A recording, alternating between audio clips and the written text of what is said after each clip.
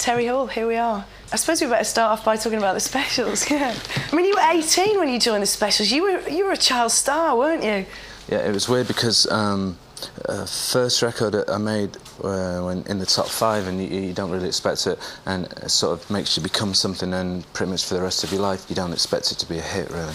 Yeah. Because it's your first ever record, and you stamp the sleeve yourself and stuff, but then it's a hit, and then from then it says you've got to do this for the rest of your life, really. We just sort of wandered into it because there was really nothing else to do. We didn't do it through stage school or the Bonnie Langford approach. You get a choice, really. If you leave school at 14, you either become a footballer or join a band or steal, and I wasn't very good at stealing. Did you try stealing?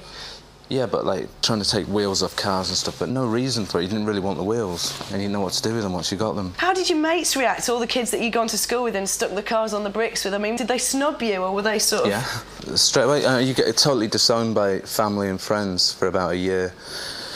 So just a weird reaction, but not a terrible reaction, but just a strange reaction, because they expect you to now live like Liberace or something, and you don't. Can you remember the sort of experiences of your first gigs and stuff like that? Can you remember the sort of excitement of those times?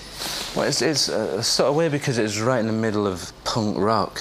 I remember touring with The Clash and just getting spat at incredibly, like unbelievably, just because you're a support group or something, then sleeping in a tent. So let's talk about Fun Boy Free a little bit, which was your next band. Tell us the real story about you lot on Bananarama, because we used to sit there as little kids watching you and wonder which one you were having an affair with.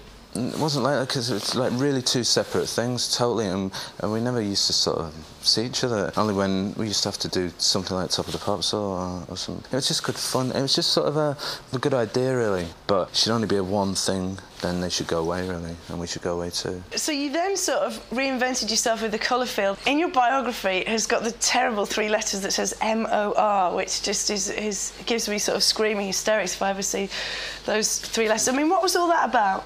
It's like what you raised on. I was raised on like Richard Hell and the Pistols and stuff. That was the first music I really, really took seriously. And it wasn't about songwriting, really. It was about clothes and attitudes. Yeah, and that's what it was about. But then the more you sort of go into a studio and you come across music, you think, well, I like that song, really. And so it was then time to study songwriting. Like, I started listening to Simon and Garfunkel for the first time ever, and I was like 24 or something.